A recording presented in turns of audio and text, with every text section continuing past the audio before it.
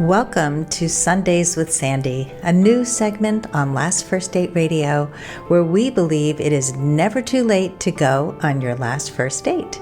I'm your host, Sandy Weiner. I'm a dating and relationship coach, a communications and boundaries expert, and I want you to go on your last first date. Most of us have blind spots in dating.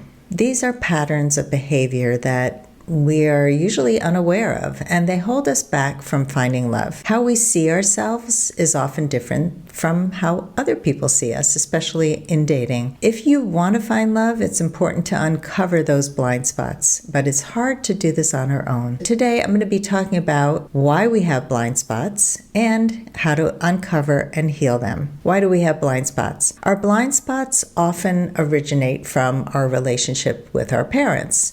We observe their relationship with each other and with us. Those early childhood interactions influence how we connect with and love other people. We're also influenced by our past romantic relationships that didn't work out. This is what creates our blind spots that sabotage our relationship. We can't figure out why we struggle so much with relationships, and blind spots are often the reason. And the good news is, once they're revealed, we can work on healing them. Let's talk about some common blind spots. Number one, oversharing. People often tell way too much about their personal lives on a first date, on a second date, before we know someone.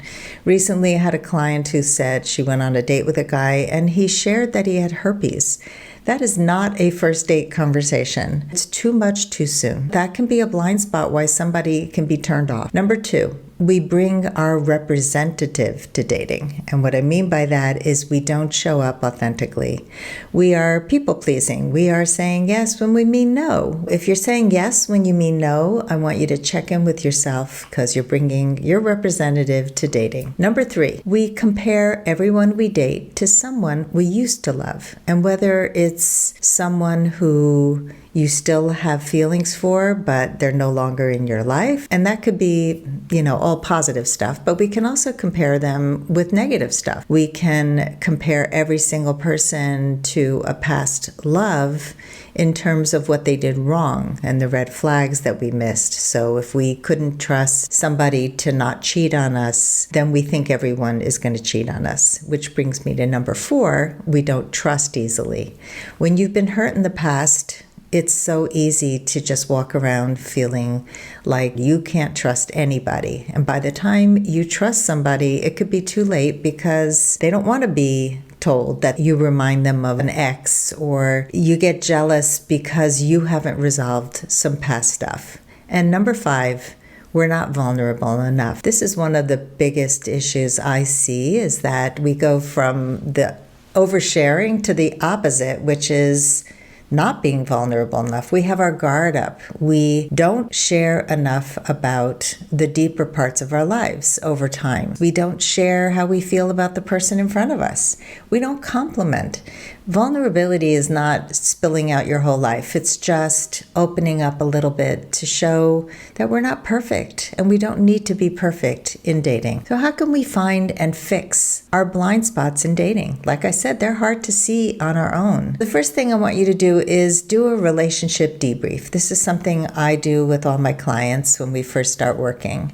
Write down a brief history of all the key relationships in your life, and I want you to answer 5 questions. Why did they end? Do you see any patterns emerging? Did you pick similar partners over and over? Did you struggle with speaking up and setting boundaries in the relationship? Did you choose partners who were distant and then try to bring them closer? This will help you to reveal your relationship patterns and uncover some of your blind spots. Number 2, ask for feedback. Ask people you love what they notice about your dating or relationship patterns, and talk to people who are going to be honest with you, people you trust. Take in that feedback and look to see if there are common patterns. It will show up if they're really honest with you. And number 3, work with a professional coach or therapist. This is something I do every single time I work with a client, help them uncover these blind spots so that they don't repeat the same things over and over again, and then they start to heal. There are always things that you are blind to that others are aware of, which is why they're called blind spots. If you are open to uncovering them and working on the areas that are currently holding you back,